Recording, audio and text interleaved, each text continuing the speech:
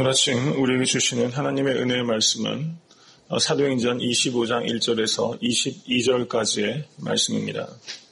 다 같이 봉독하겠습니다.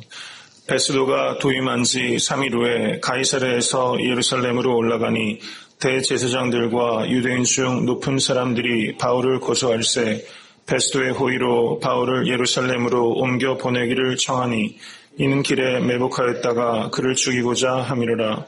베스도가 대답하여 바울이 가이사랴에 구류된 것과 자기도 미국에 떠나갈 것을 말하고 또 가로되 너희 중 유력한 자들은 나와 함께 내려가서 그 사람에게 만일 옳지 아니할 일이 있거든 송사하라 하니라. 베스도가 그들 가운데서 8일 혹 10일을 지낸 후 가이사랴로 내려가서 이튿날 재판자리에 앉고 바울을 데려오라 명하니 그가 나오매 예루살렘에서 내려온 유대인들이 둘러서서 여러 가지 중대한 사건으로 송사하되 능히 증명하지 못한지라. 바울이 변명하여 가로되 유대인의 율법이나 성전이나 가이사에게나 내가 도무지 죄를 범하지 아니하였노라 하니 베스도가 유대인의 마음을 얻고자 하여 바울더러 묻되 내가 예루살렘에 올라가서 이 사건에 대하여 내 앞에서 신문을 받으려느냐. 바울이 가로되 내가 가이사의 재판 자리 앞에 섰으니 마땅히 거기서 신문을 받을 것이라. 당신도 잘 아시는 바에 내가 유대인들에게 불의를 행한 일이 없나이다. 만일 내가 불의를 행하여 무슨 사죄를 범하였으면 죽기를 사양치 아니할 것이나 만일 이 사람들이 나를 송사하는 것이 다 사실이 아니면 누구든지 나를 그들에게 내어줄 수 없사옵나이다. 내가 가이사께 호소하노라 한데 베스도가 배석자들과 상의하고 가로되 내가 가이사에게 호소하였으니 가이사에게 갈 것이라 하니라.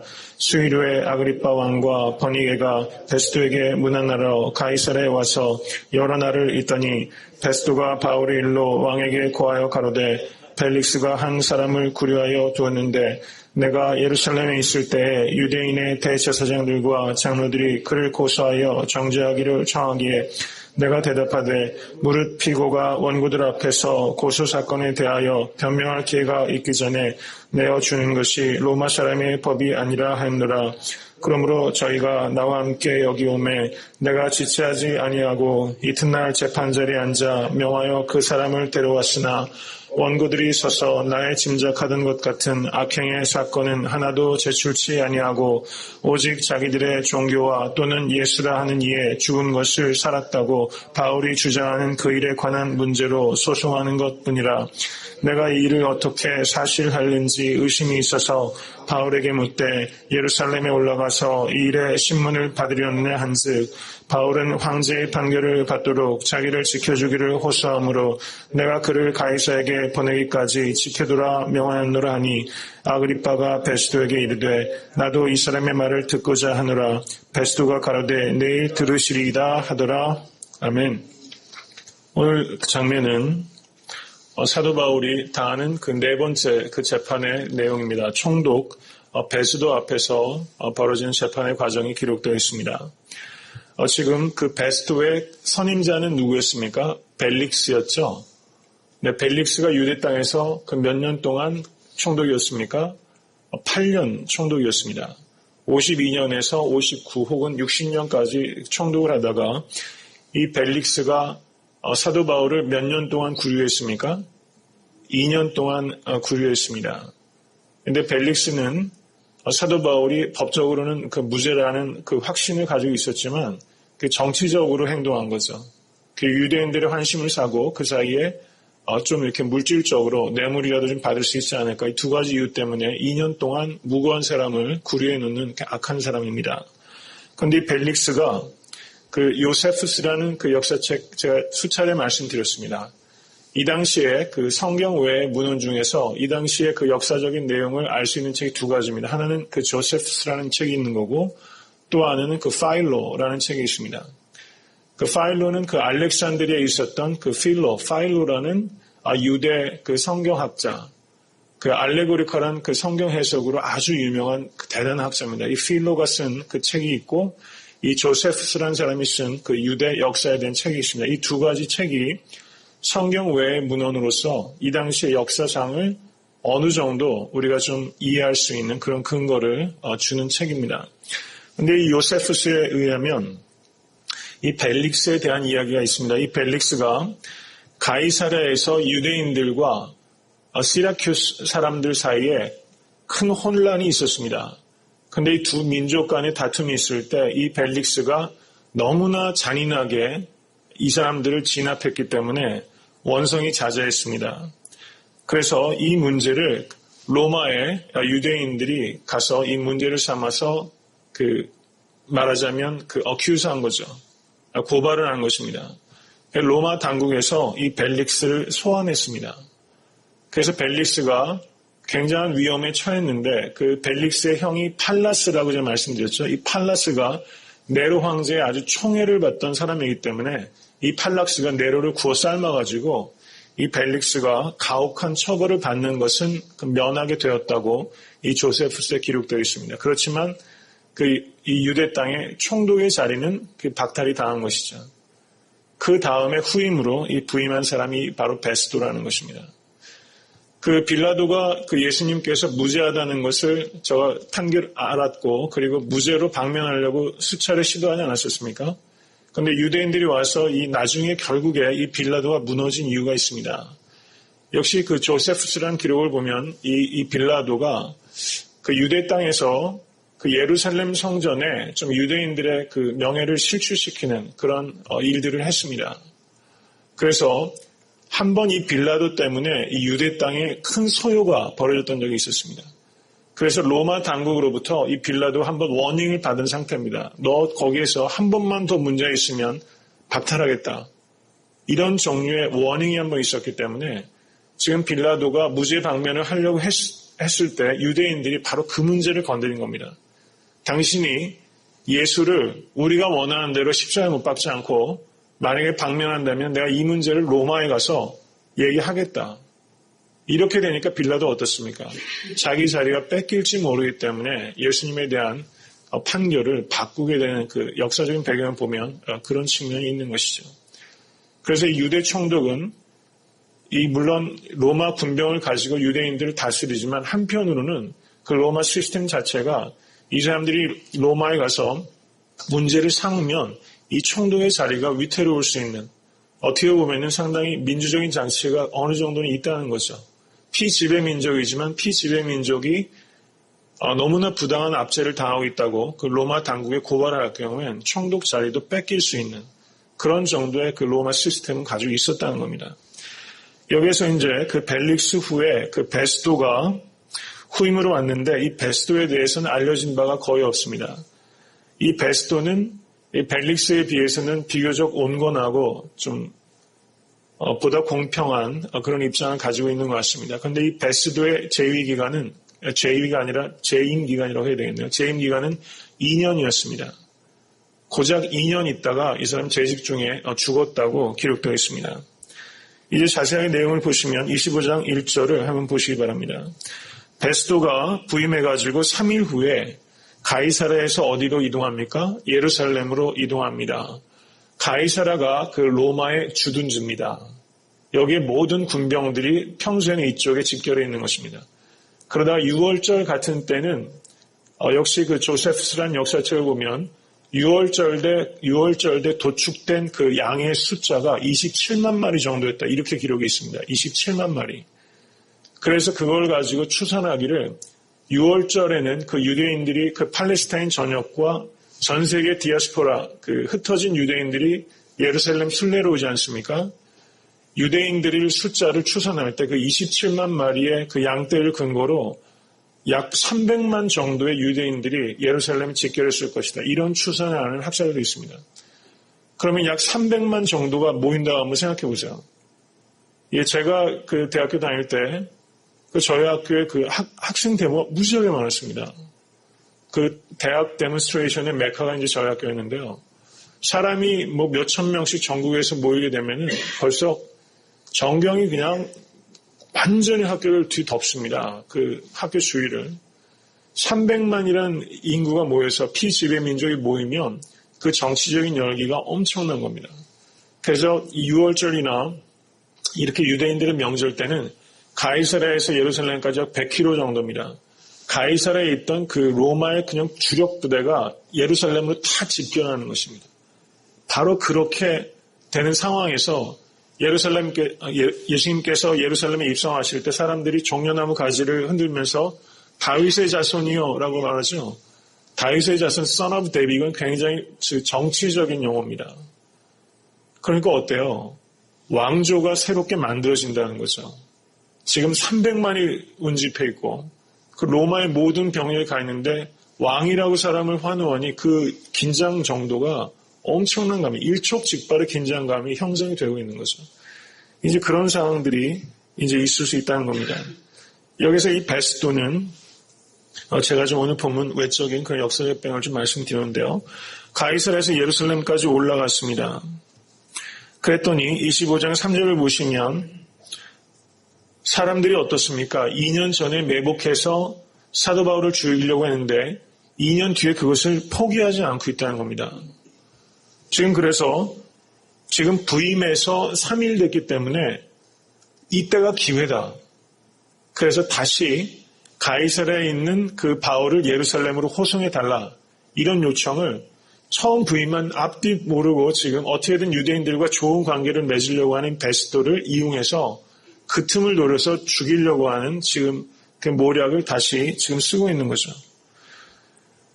이것을 볼 때 베드로전서 5장 8절에서 9절 근신하라 깨어라 너의 대적 마귀가 우는 사자같이 두루다니며 삼킬 자를 찾나니 너희는 믿음을 굳게 하여 저를 대적하라. 사탄 마귀는 어떻습니까? 우는 사자같이 두루다니는 것처럼 여기에서 이 틈을 노리는 사탄 마귀의 집요함을 우리가 볼 수 있습니다. 저는 이 말씀을 이렇게 보면서 이 악한 권세들은 이토록 사람을 죽이는 일에도 집요한데 우리가 선한 일을 도모하고 하기 위해서 얼마나 우리는 집중하고 있는가, 이런 부분들을 한번 깊이 이렇게 묵상하게 됩니다. 이렇게 했는데 지금 베스도 앞에 그 베스도가 그 청을 거절했습니다. 그리고 나는 가이사라로 갈 테니 너 유력한 자들이 나랑 같이 가서 거기서 법정을 열자, 이렇게 그 베스도가 말하게 됩니다. 그래서 지금 가이사라로 내려가서 네 번째 법정이 이루어집니다. 그래서 25장 8절을 보시면 바울이 변명하여 가로되 유대인이 율법이나 성전이나 가이사에게나 내가 도무지 죄를 범하지 아니하였노라 하니, 지금 유대인들이 고발하는 그 종교적인 문제는 두 가지입니다. 율법과 성전을 더럽혔다라는 것입니다. 율법과 성전을 더럽혔다는 것은 로마 당국에는 문제가 안 됩니다. 이거는 유대인들의 종교적인 문제이기 때문에 로마 당국이 이것을 유죄 판결을 하기 위해서는 정치범이어야 되는 것입니다. 그래서 가이사에게도 내가 죄를 범하지 않았다. 이 세 가지 요점을 사도 바울이 정확하게 반론을 편 것입니다. 재판 과정이 지금 함축적으로 지금 요약되어 있는 겁니다. 25장 9절을 보면 그렇지만 베스도가 어떻습니까? 역시 유대인의 마음을 얻고자 하여 지금 부임한 지 불과 며칠이 되지 않았습니다. 그래서 이 유대인들과 좋은 관계를 해야지 자기가 총독으로서 앞으로 일하기가 좋은 것이죠. 우리는 사람의 마음을 얻고자 하는 사람들입니까? 아니면 하나님의 마음을 얻고자 더 노력하고 있습니까? 우리가 사람의 마음을 얻기 위해서 모략을 쓰고 이런 것이 아니라 정말 하나님의 마음을 얻기 위해서 늘 항상 집중하시고 살아가는 우리가 될 수 있게 되기를 원합니다. 이제 25장 11절을 보시면 사도 바울이 누구에게 호소합니까? 내가 가이사께 호소하노라.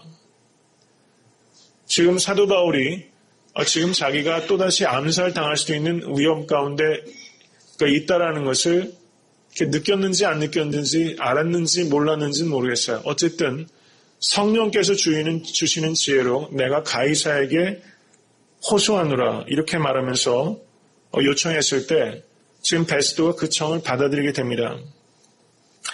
로마 시민이 그 지방 법정에서 재판을 받을 때 지방 법정에서 받은 판결에 대해서 이것이 부당하다고 느낄 때는 로마 시민은 그 로마에 가서 황제에게 이 문제를 호소할 수 있는 권한이 주어졌습니다. 이것을 라틴어로 아펠라티오라고 합니다.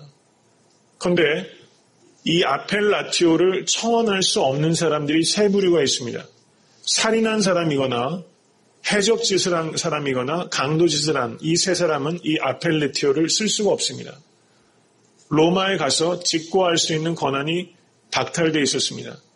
사도 바울은 이 세 가지 경우에 해당되지 않은 로마 시민이었기 때문에 나는 가이사에게 가서 이 문제를 송사하고 싶다 이렇게 요청을 했을 때 베스도는 이것을 거절할 수 있는 명분이 하나도 없었습니다. 그런데 이것은 베스도에게는 참 좋은 일이었습니다. 왜냐하면 베스도가 지금 어떻습니까? 자신가 로마 법의 명예를 생각하면 자신이 이 사도 바울을 죽게끔 내어줄 수 없죠. 로마 법에 양심이 있으니까.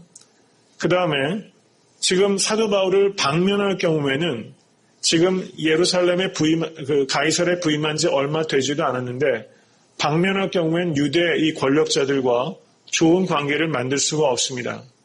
그러니까 이 문제를 나는 아펠레티오를 청하였으니 나는 호송할 수밖에 없다 하면 그 문제에 대해서 이 베스도가 어떻습니까? 자기 책임을 벗어날 수 있기 때문에 자기한테는 사실 제일 좋은 카드를 지금 사도 바울이 요청한 것입니다.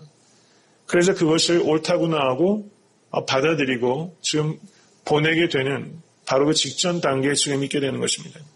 근데 로마서 1장 10절에서 15절을 보시면 사도 바울이 말하기를 어떠하든지 이제 하나님의 뜻 안에서 너희에게로 나아갈 좋은 길을 얻기를 구하노라 이렇게 말씀했습니다. 1장 13절을 보셔도 형제들아 내가 여러 번 너희에게 가고자 한 것을 너희가 모르기를 원치 아니하노니 1장 15절을 보셔도 나는 할 수 있는 대로 로마에 있는 너희에게로 복음 전하기를 원하노라 이렇게 말하면서 사도 바울이 여러 차례에 걸쳐서 로마에 가서 복음 전하기를 간절히 원했는데 그때마다 하나님께서 막으셨습니다. 그런데 마침내 하나님께서 사도 바울에게 로마에 갈 수 있는 기회를 주셨는데 그것이 어떤 방식이었습니까? 죄인으로 호송이 돼서 로마 사람들 앞에 설 수 있는 기회였다는 것입니다.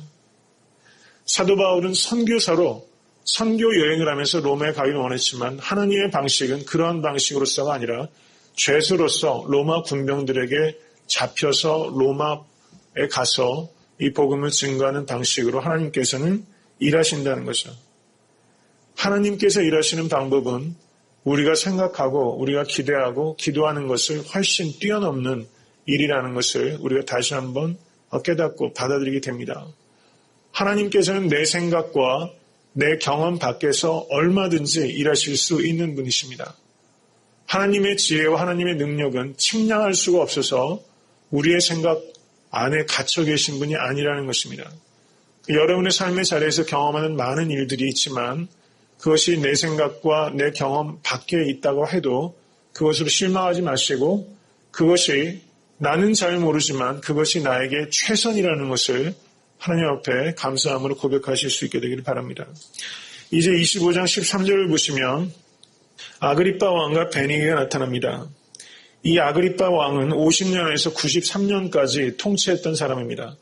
사도행전 12장의 헤롯 아그리빠 1세의 아들입니다.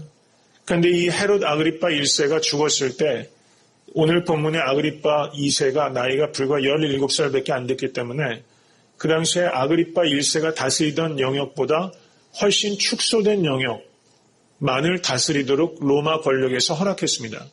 그래서 갈릴리 지방과 베레아 지방만 이 아그리빠 2세가 다스렸습니다. 그러니까 이 아그리빠 2세는 어떻습니까? 괴뢰 정부이기 때문에 로마의 계속적인 지도와 감독을 받는 상황이었습니다. 그러니까 지금 헤롯 아그리빠 2세와 버니게가 이 베스도가 취임했을 때 찾아간 것은 인사드리러 간 겁니다. 로마의 총독이 새로 부임했으니 가서 잘 봐주십시오. 말하자면 courtesy visit, 그러니까 예의상 가서 인사하러 간 것입니다. 그랬는데 지금 베스도가 이 사람들에게 사도 바울의 이야기를 하면서 25장 19절을 보시면 오직 자기들의 종교와 또는 예수라는 이에 죽은 것을 살았다고 바울이 주장하는 그 일에 관한 문제로 송사하는 것뿐이라 나는 죄를 발견할 수 없다 이런 뜻입니다. 그런데 지금 예의상 이 자리에 방문한 사람들에게 그 베스도가 사도 바울의 이야기를 자세히 하면서 내일 법정을 당신들 앞에서 열겠다 이렇게 지금 된 거죠. 그래서 법정이 열어지는 5번째 재판이 내일 벌어지게 됩니다. 근데 여기에서 이 법정의 성격을 우리가 이해할 필요가 있는데요. 세례 요한이 죽었을 때 그때 왕이 누굽니까? 헤롯 안티파스입니다. 그런데 이 헤롯 안티파스가 자기 이복 동생의 아내고 그리고 자기의 조카입니다. 살로메가. 근친상간이요. 말하자면 또 자기 동생의 아내인데 그 당시에 헤롯 빌립이 살아있을 때입니다. 그러니까 천인공노할 짓을 한 거죠. 근데 헤롯 안티파스가 그 당시에 어떻습니까? 역시 고관 대작들을 모아놓고 파티를 하고 있었어요. 근데 그때 세례 요한을 데려다가 이제 참수해가지고 가져오게 됩니다. 근데 그 당시에 이 문헌들을 보면요. 이렇게 파티할 때, 고관 대작들이 파티할 때 법정을 엽니다. 그래서 무슨 의미냐면 먹고 마시고 지금 흥청망청 하고 있었을 거예요. 총독이 부임했으니까. 분위기가 어떻습니까? 자기들은 막 술 취해가 정신을 못 차리고 이렇게 놀고 있는데 지금 어떻습니까? 사도 바울을 거기 데려오는 거죠. 이게 말하자면 법정이 엔터테이닝 하는 겁니다. 자기들은 먹고 마시고 산의 진미 가지고 먹으면서 생사가 달린 사람을 눈앞에 갖다 놓고 생사 여탈하는 그런 법정을 여는 거죠. 쇼 트라이얼이라고 합니다. 그러니까 쇼하는 겁니다. 자기네들 엔터테인먼트 하기 위해서 지금 법정을 열고 있는 이 사악한 법정에 지금 사도 바울이 끌려가고 있다는 것이죠. 그런데 인간들이 어떻습니까? 얼마나 악한 존재들입니까? 이 사람들 제가 말씀드렸던 것처럼 윤리적으로나 이 가정 자체가 이 로열 패밀리죠. 헤롯가가. 근데 세상의 로열 패밀리는 사실상 들여다보면 이렇게 썩은 냄새가 진동할 경우가 굉장히 많습니다. 근데 이런 쇼 트라이얼 하는 그런 서로 엔터테이닝 하는 이런 그 재판에 끌려갔지만 하나님께서 어떻습니까?